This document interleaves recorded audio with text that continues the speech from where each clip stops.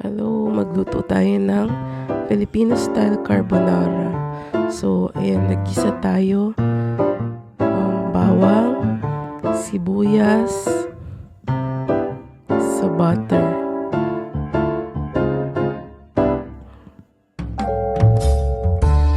Next dyan, isunod yung canned mushroom. Stay for about 2 to 3 minutes.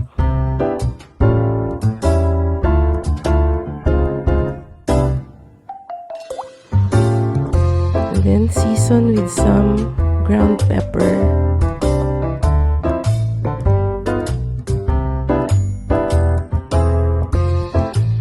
Then some Italian seasoning.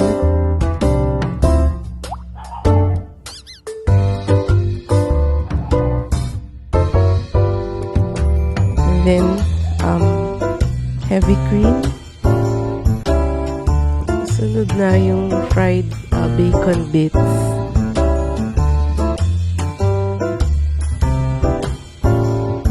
And then cheese, mozzarella and cheddar cheese. Mix it well. Then add the noodles. Toss in your noodles. Mix well. Wala na tayong salt kasi salty na yung bacon and cheese.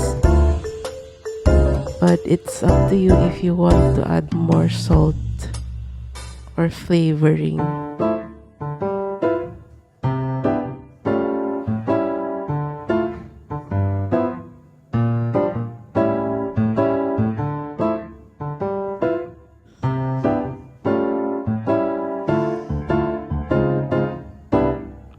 Mix it well.